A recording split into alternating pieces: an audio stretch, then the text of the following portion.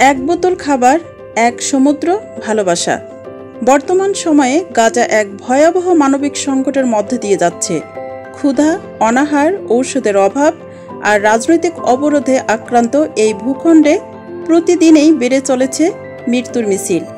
ঠিক এমন এক সময়ে একটি সাধারণ ভিডিও ভাইরাল হয়ে যায় সোশ্যাল মিডিয়ায়, যেখানে এক ব্যক্তি মিশরের উপকূল থেকে এক বোতল খাবার সমুদ্রে ভাসিয়ে দেন, এই আশায় হয়তো সেটি গাজার উপকূলে গিয়ে পৌঁছাবে। ভিডিওটি নিছক বিনোদন নয়, বরং মানবতার এক নিঃশব্দ চিৎকার।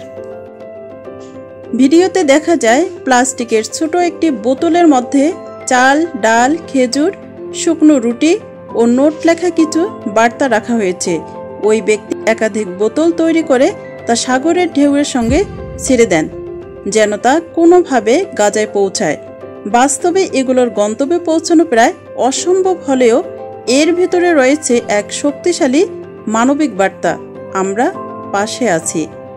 এই বোতল যেন একটি প্রতিবাদের প্রতীক। যখন সরকার, সীমান্ত ও রাজনীতি মানুষের ক্ষুধাকে উপেক্ষা করে, তখন একজন সাধারণ মানুষ নিজ উদ্যোগে প্রতিবাদ জানায় তার মতো করে। গাজার জনগণ বর্তমানে এক মানব সৃষ্ট দুর্ভিক্ষের শিকার। খাদ্য সংকট এমন পর্যায়ে পৌঁছেছে, শিশুরা পুষ্টির অভাবে মৃত্যুর মুখে পতিত হচ্ছে। অনেক আন্তর্জাতিক সংস্থা যেমন ইউনিসেফ ও হু বলেছে, প্রতিদিন গাজায় ত্রাণ সরবরাহ না হলে পরিস্থিতি আরও ভয়াবহ হবে। ঠিক তখনই এমন একটি ছোট উদ্যোগ মানুষের মনকে নাড়িয়ে দেয়। এটি দেখিয়ে দেয় মানবতা এখনো মরে যায়নি। এই ভিডিও এখন সোশ্যাল মিডিয়ায় ভাইরাল হয়ে বিশ্বব্যাপী মানুষের হৃদয়ে আলোড়ন তুলেছে। একটি বোতল সমুদ্রে ভাসিয়ে দিলে তা হয়তো উপকূলে পৌঁছাবে না, কিন্তু এটি মানুষের হৃদয়ে পৌঁছায়।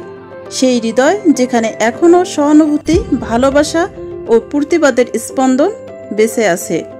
আজ যদি আমরা সবাই ভালোবাসা, দয়া আর প্রতিবাদের প্রতীক এক একটি বোতল হয়ে যাই, তবে হয়তো একদিন গাজার মতো জায়গাগুলোতে শান্তি ও মানবিকতা ফিরিয়ে আনা সম্ভব।